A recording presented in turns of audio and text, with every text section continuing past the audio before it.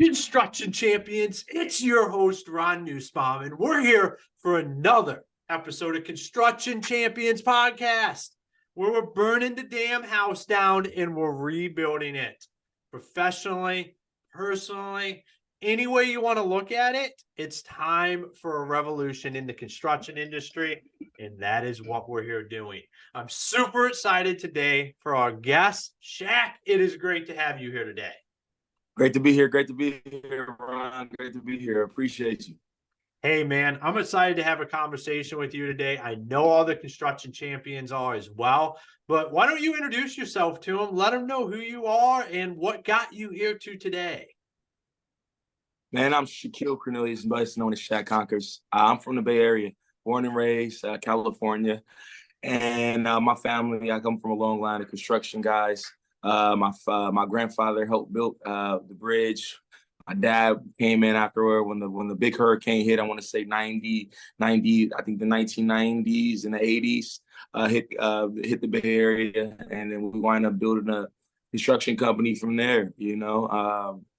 And from there, it spared my ears to go into it. And I started to take it from there to, we were really commercial. And then I went into the realm of just residential. And now I'm going back to commercial as well, just because of the state we're in. Because, we have a lot of commercial buildings, warehouses, abandoned hotels that we need to do something with. And I want to be the person spearheading that. I'm now in Texas. I'm a Texas boy now. So I'm excited about that as well. But yeah, I'm great. I'm excited to be here. Ready to just go full in on this, man. I appreciate you, Ron. Awesome, man. Well, I love it. I'm super excited. I always love when I get a guest on here that's roots is in the construction industry, because there's so much that you learn growing up around that. I didn't. I grew up working on cars and then ended up in construction when I got in the Marine Corps. So I love having guys that are third, fourth, second generation on here. Yeah. So we're going to dive right in, and I'm going to ask the $1 million question, and that is, what makes a construction champion? How he treats his guys. I think your guys are the most important factor of your business, because they make or break it. Your reputation, what you guys are is more or less you. I'm not out there swinging hammers out there. I may do a little demo, and that's if I'm in the area, to be able to go in there to see the guys, bring some food, a little lemonade here and there. If we have hot days, and just make sure we have tarps covering, so when it is maybe a little rainy, a little wet outside, that they have it. It's just I've learned business in general is about people. And your guys, they have families, they have friends, and the better you treat them, the more they come to work happy and they come to work ready to go. So I think construction champion is somebody that cares about the guys that work with them. I always never say they work for me. I work with them.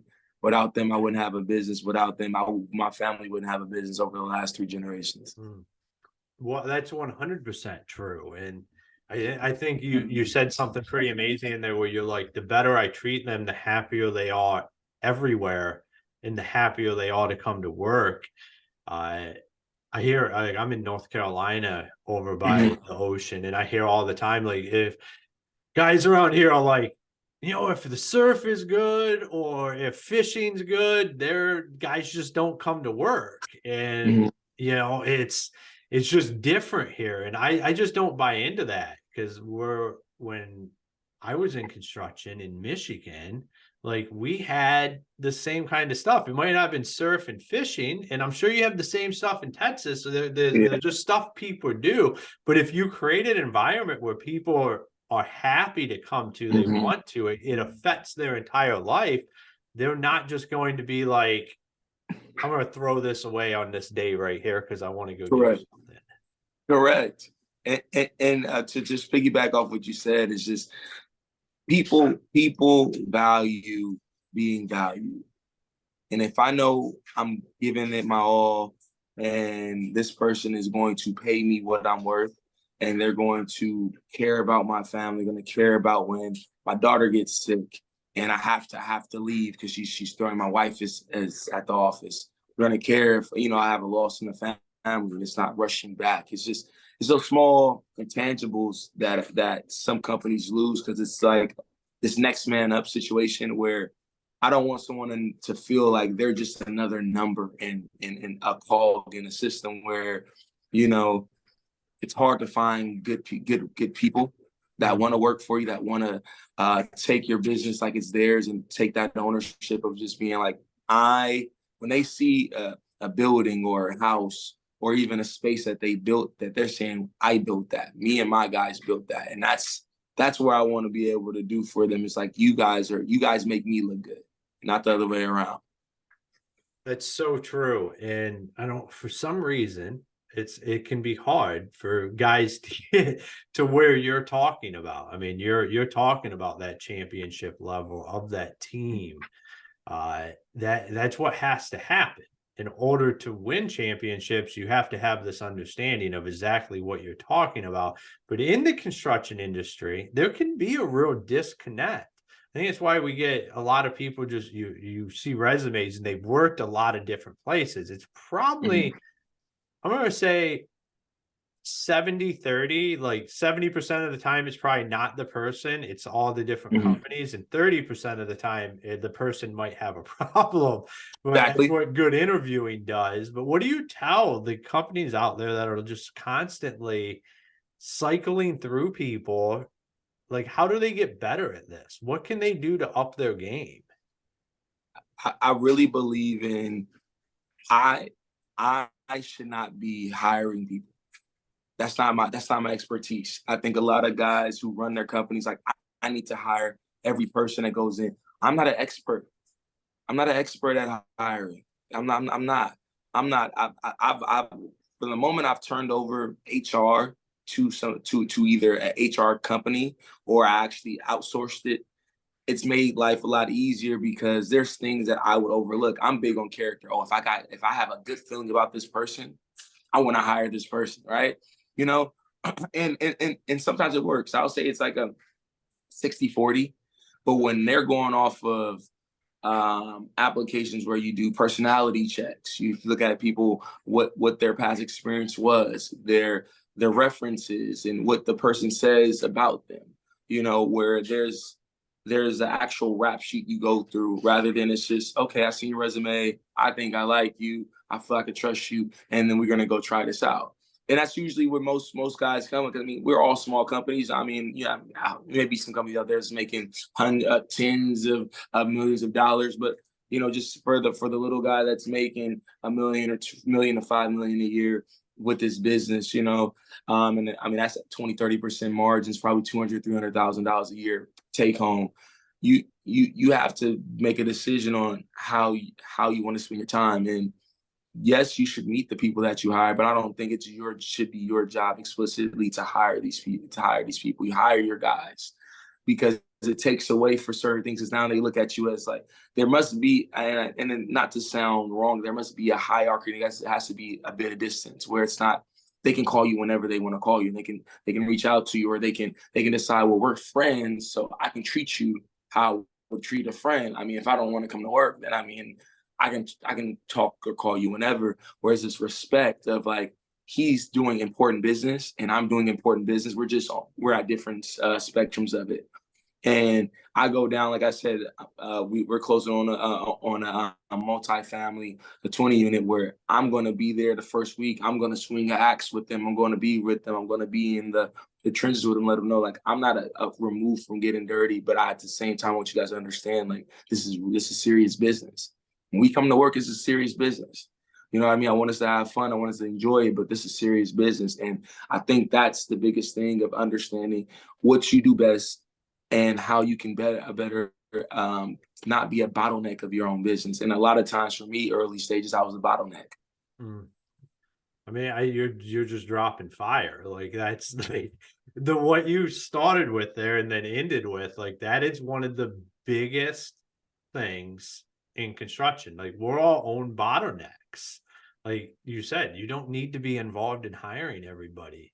You know, you need to know who they are, but if it's not like a management or leadership role, do you really need to be involved in the hiring process?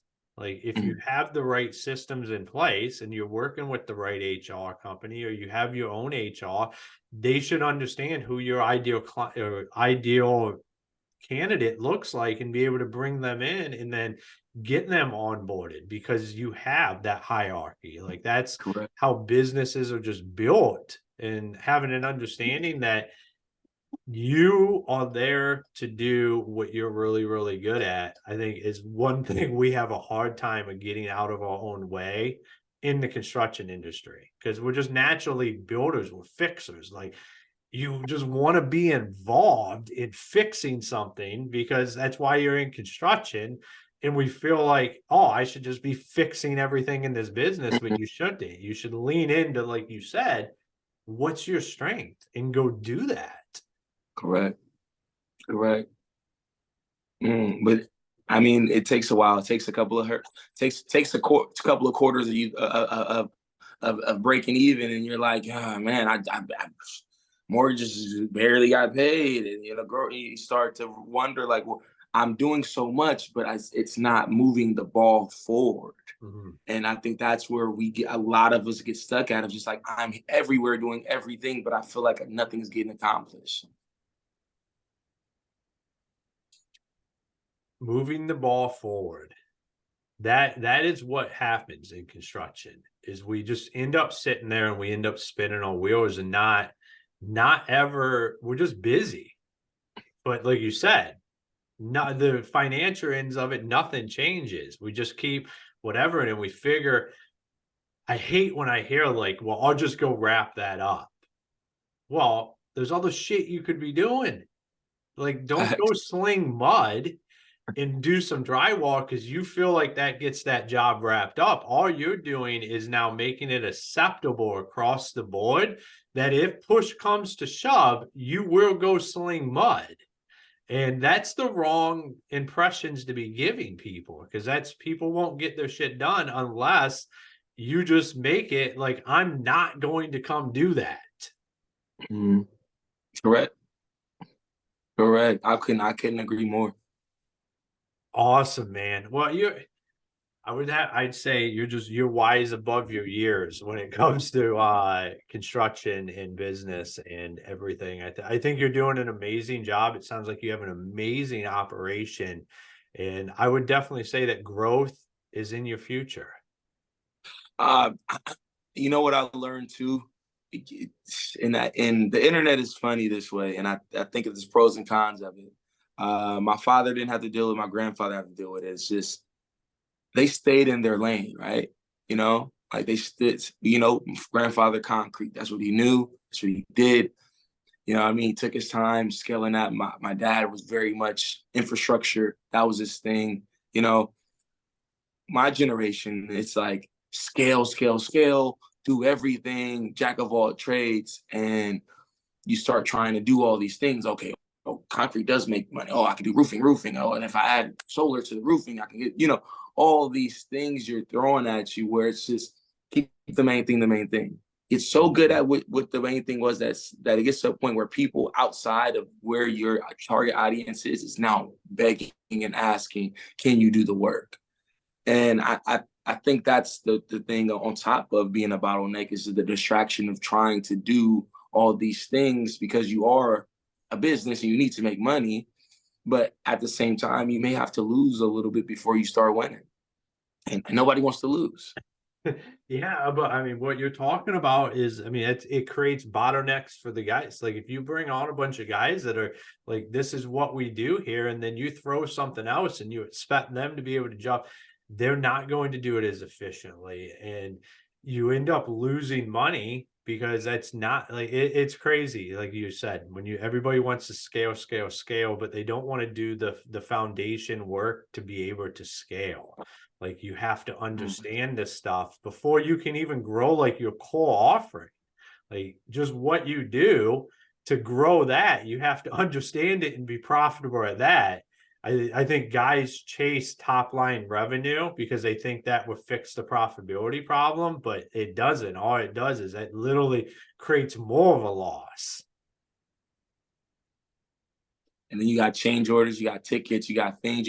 There's laws, there's policies about things you don't know. You just say, oh, I'm gonna do. I'm like, how long permits is gonna take? Your guys are sitting, you're moving them here, then you're moving them back there. You have multiple projects. Like scalability is something I spoke about, but I think if your infrastructure of your business is not solid foundation, it can kill your business. It's almost killed me.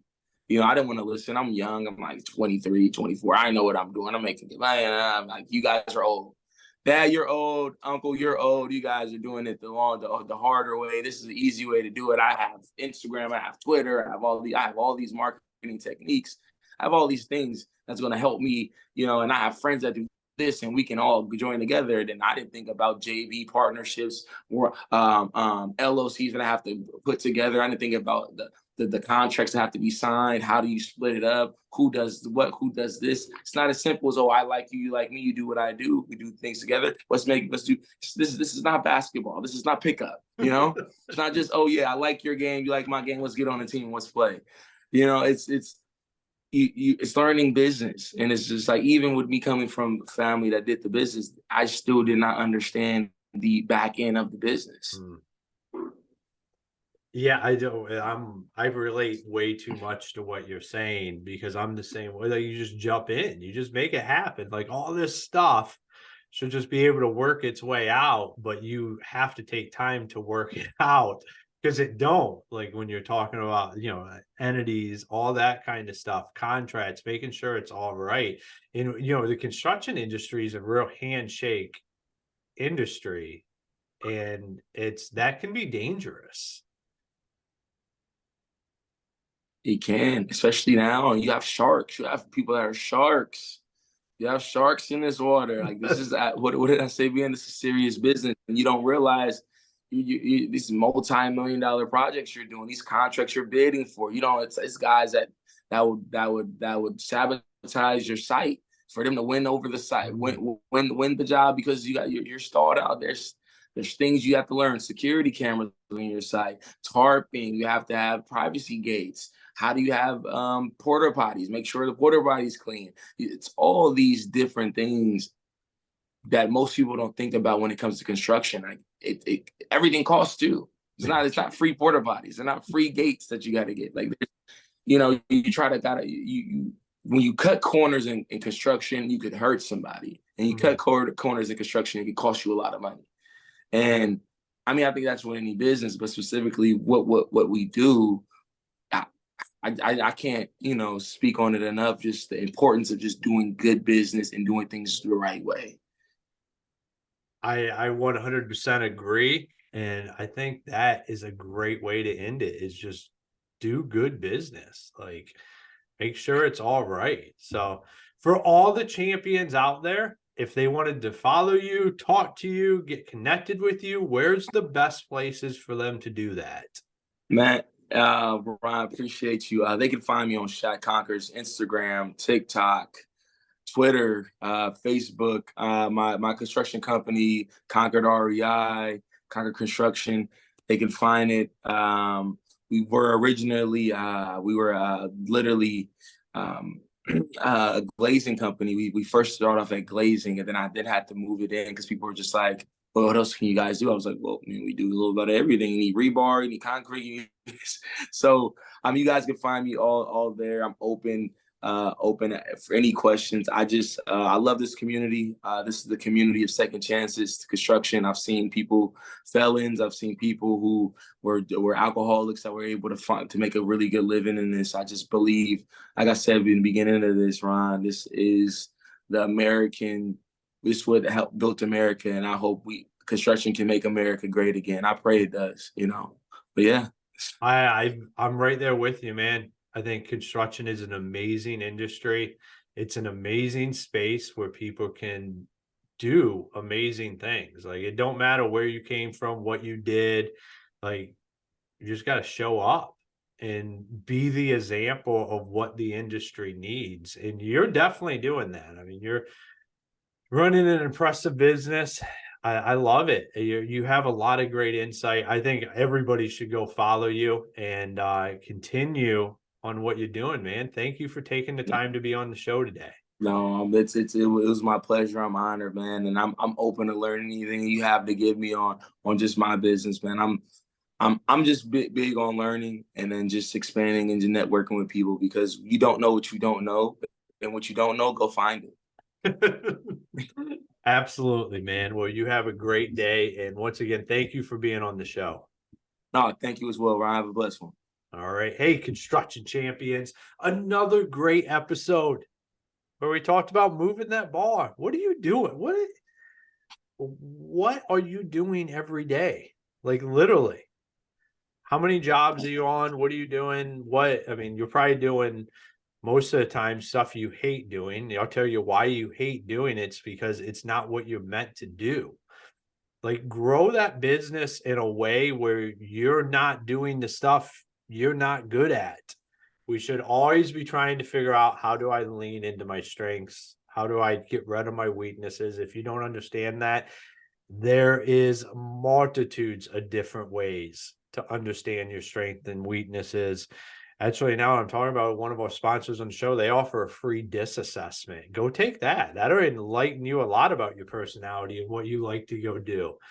But construction champions, go check out our website. Join our free mastermind group where we're connecting listeners and guests and everybody in the industry. That's on Facebook, Construction Champions Mastermind, constructionchampionspodcast.com. And until next time, go be the champion you were meant to be. Hey, construction champions, it's your host, Ron Nussbaum here, and I want to talk to you about how you can automate all of your marketing. We've had so many people on here talk about getting the systems in place. Well, we have partnered with Build 12 and Construction Champions podcast. Les O'Hara, the founder, what really excites me is his 30 years in the industry. And now he's built a system to be able to nurture your leads and continue to utilize that. I personally use the system myself. Build 12 is absolutely amazing. There's a lot of value in there, and it's a way to start getting away from Angie's List and all of that kind of stuff and start actually creating your own leads every day and have a system for them. So go on our website, check out the show notes, go check out Build 12 and what it can do for the front end of your business today. It's absolutely amazing. I highly recommend going and meeting with Les and his son, Devin, and talking to him about what they built for their own business so the rest of the industry can take benefit from that. Here on Construction Champions, we're all about helping each other out. And what is better than contractors helping contractors? I say nothing. So let's go take this to the next level. Go check out Build 12. If you have any questions, feel free to reach out to me or Les or his son, Devin. We're here to help. We want to continue to grow the industry.